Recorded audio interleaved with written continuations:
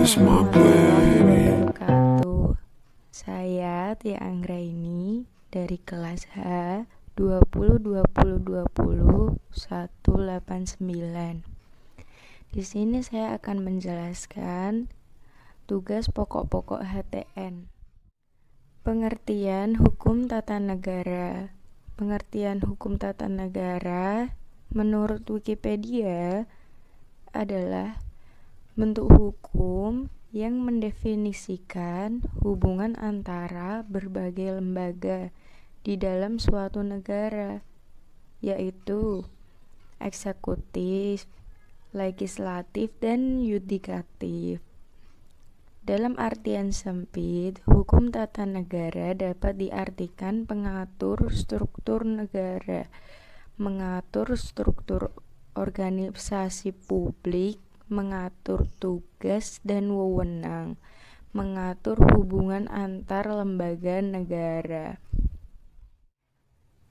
Perbedaan HTN dengan ilmu negara.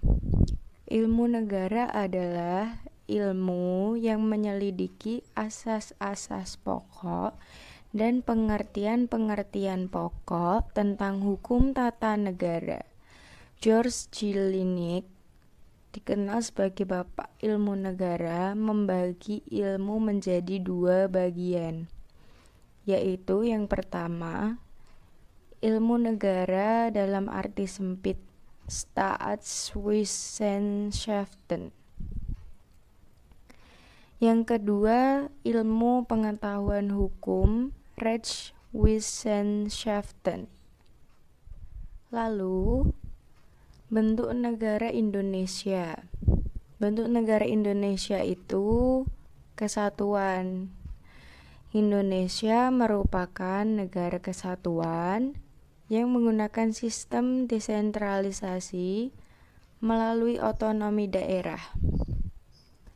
Di sini pemerintah pusat memberikan sebagian kewenangan kepada pemerintah daerah, terkecuali terkait politik.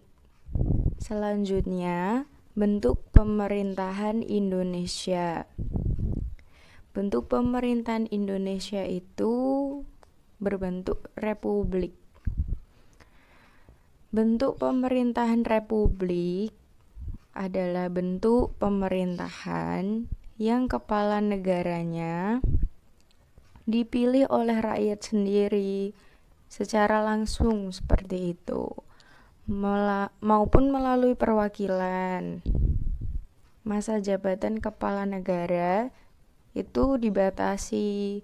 Biasanya itu dibatasinya 4 tahun, seperti yang di Amerika, yang dilakukan Amerika Serikat itu biasanya 4 tahun. Atau 5 tahun, seperti yang Indonesia biasanya gitu. Sistem pemerintahan Indonesia. Sistem pemerintahan Indonesia yaitu presidensial. Sistem pemerintahan presidensial ini adalah suatu pemerintahan di mana kedudukan eksekutif tidak bertanggung jawab kepada badan perwakilan rakyat. Dengan kata lain, kekuasaan eksekutif berada di luar pengawasan langsung parlemen. Lalu, sumber hukum tata negara.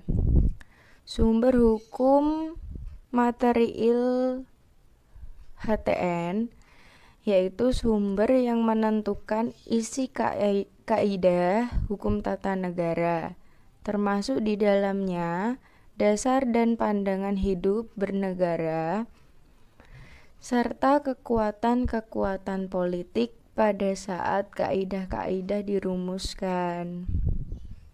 Sumber hukum formal HTN. Yang pertama, hukum perundang-undangan ketatanegaraan. Kedua, hukum adat ketatanegaraan.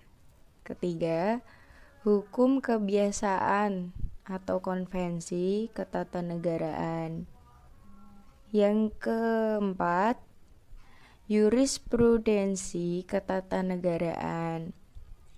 Yang kelima, perjanjian internasional ketatanegaraan. Dan yang keenam, doktrin ketatanegaraan.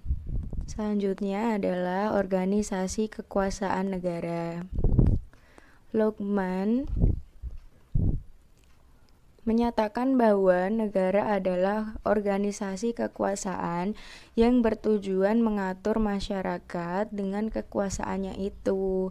Negara sebagai organisasi kekuasaan pada hakikatnya merupakan suatu tata kerjasama untuk membuat suatu kelompok manusia berbuat atau bersikap sesuai dengan kehendak negara itu sendiri.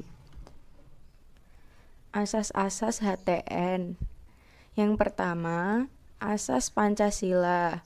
Bahwasanya setiap negara didirikan atas falsafah tertentu. Yang kedua, asas negara hukum.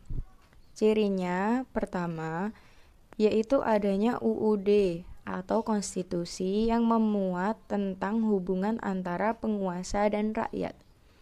Yang kedua, adanya pembagian kekuasaan. Diakui dan dilindungi adanya hak-hak kebebasan rakyat. Lalu yang ketiga, salah satu yang terpenting dalam negara hukum adalah asas legalitas, di mana asas legalitas tidak dikehendaki pejabat melakukan tindakan tanpa berdasarkan undang-undang yang berlaku. Asas kedaulatan dan demokrasi menurut Jim Lee Ashik-Dik, gagasan kedaulatan rakyat dalam negara Indonesia mencari keseimbangan individualisme dan kolektivitas dalam kebijakan demokrasi politik dan ekonomi. Lalu yang kelima, asas negara kesatuan pada prinsipnya tanggung jawab tugas-tugas pemerintahan pada dasarnya tetap berada di tangan pusat. Lalu yang terakhir, asas pemisahan kekuasaan dan check dan balance atau perimbangan kekuasaan. Peraturan perundang-undangan di masa Hindia Belanda. Hukum adat ketatanegaraan. Hukum asli bangsa Indonesia di bidang ketatanegaraan adat seperti rembuk desa atau musyawarah desa. Setelah itu tergantikan oleh peraturan perundang-undangan Musrenen namanya. Lalu konvensi atau kebiasaan ketatanegaraan, yaitu hukum yang tumbuh dalam praktek penyelenggaraan negara untuk melengkapi penyempurnaan, menghidupkan kaidah-kaidah hukum perundang-undangan atau hukum adat ketatanegaraan. Lalu terjadinya konvensi. Yang pertama, terjadinya konvensi, suatu praktek tertentu yang berjalan untuk jangka waktu yang lama, kemudian diterima sebagai suatu hal yang wajib, disebut dengan kebiasaan atau custom. Yang kedua, melalui kesepakatan di antara rakyat. Mereka sepakat melaksanakan sesuatu dengan cara tertentu dan sekaligus menentukan cara pelaksanaannya.